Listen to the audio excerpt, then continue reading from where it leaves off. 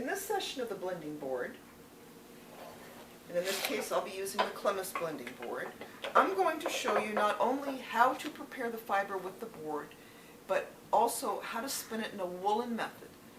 This particular video is on garneting, where we're going to make jeweled areas within the yarn. But we need to do it so those jeweled areas don't fall out. And we want to have control on where those jeweled areas are going to appear.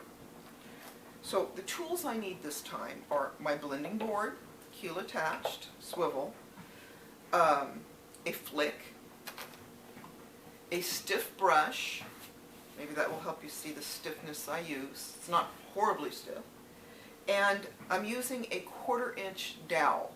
And on the dowel I have marked which direction to pull the fiber off because there is a grain to wood. The fiber I'm using is Surrey alpaca. Now this Surrey was a rescue animal, and the fleece was very, very dirty. I have not scoured it completely. I have just washed out the main portion of the dirt, leaving it very, very soft. The final scour will occur after I'm through spinning it. Hopefully your fleece won't be this dirty. But it's very nice fleece. It's low in vegetable matter. The lock staple is not real long for a Surrey alpaca. That's why I've decided to spin it in a woolen method.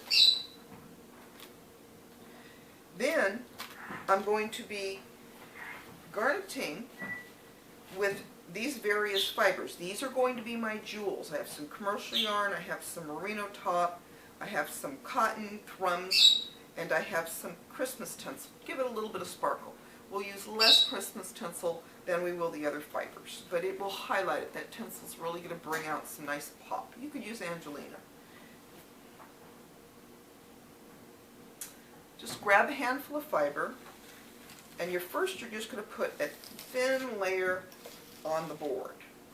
Now, since this has not been carded or anything, it's not one of those nice rovings, I'm going to brush it on, and then as it comes out into the flick, I'm going to back brush it. Now I'm going to do this until I have a thin, and only a thin layer of fiber. Now, the regular cloth on a flick are a little shorter than the cloth on the blending board. I have found no issues when brushing teeth to teeth, as long as there's no force involved, nothing sticking. You know, this is done, I'm doing this very lightly. If there was resistance, then I wouldn't be doing this. So you don't want resistance. Everything needs to go smoothly and lightly.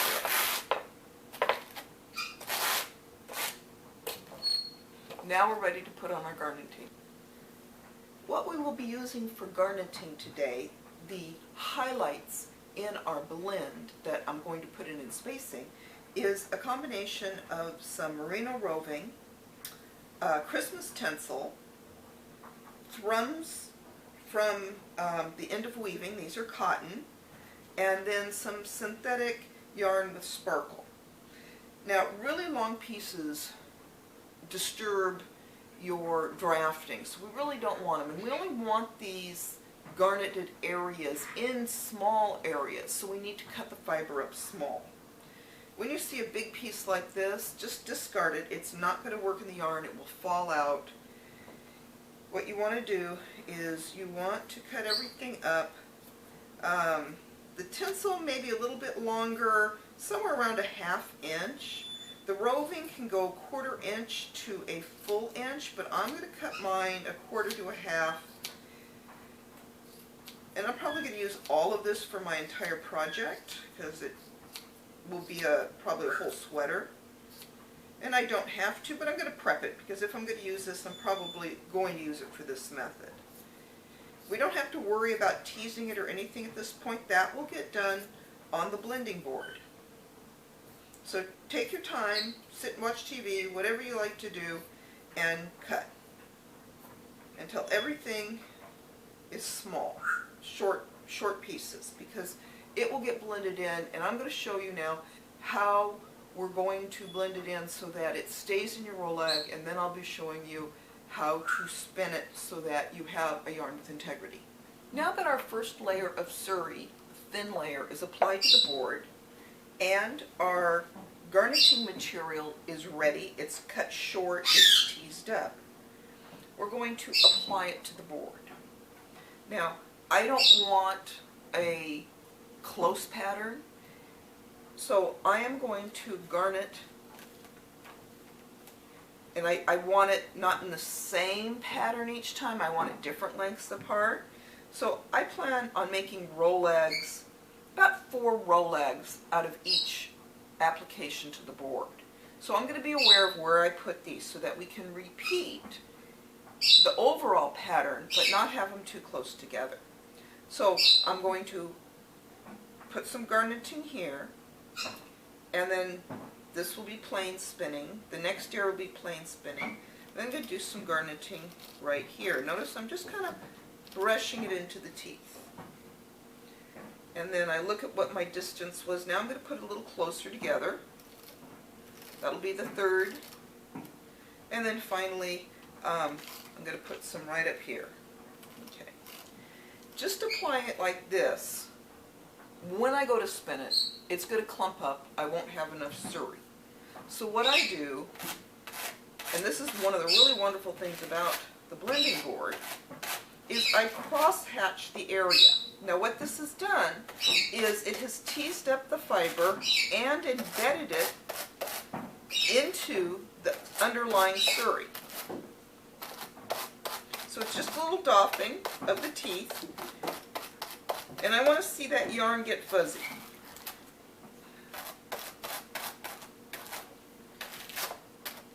So it's staying right where I want it, but you can see how well it's embedded into the teeth. Now remember, it's a woolen. We don't need everything straight. Actually, you want your fibers mixed up a bit more for a woolen. But we only have a thin layer of alpaca. So I'm going to put on another layer of alpaca. This is a technique that you can layer. You'll lose the effect of putting it in just areas. You can garnet over the entire board. It's a great way to blend all the short and long fibers together.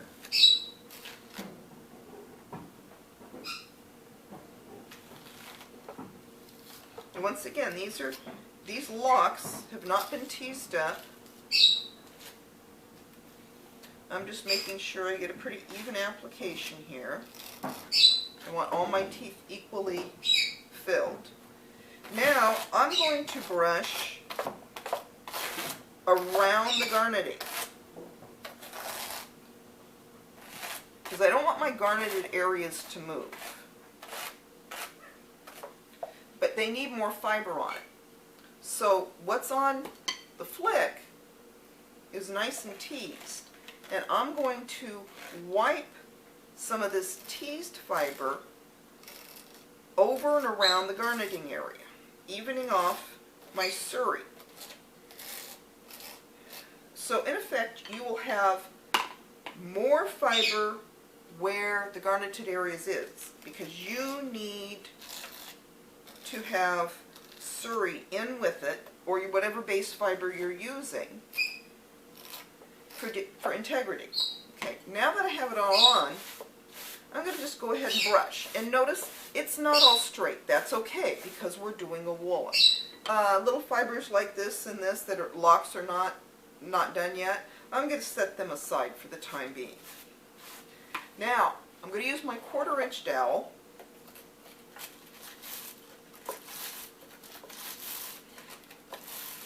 And I'm going to do about 1/4 of the board at a time. Now look where my arrows are, and it tells me what direction to pull the roll lag off.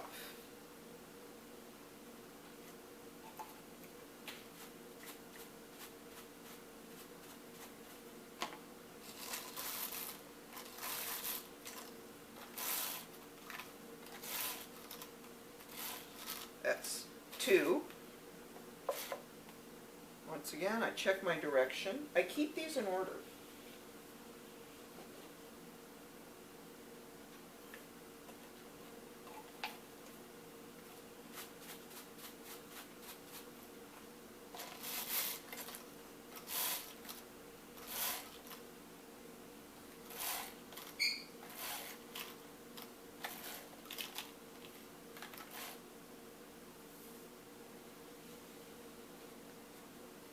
Three.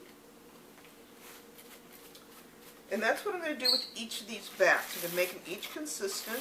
We know right where we put our fiber.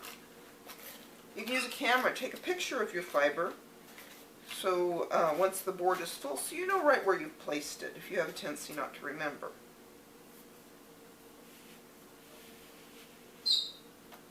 So we have our first 4 rolags ready to go. And you can see where our major garneting areas were. And they're going to really stand out when you begin to spin. That's why you generally, if you want to repeat a pattern, put them in order. If you don't care to repeat a pattern, then it's okay just to mix them all up.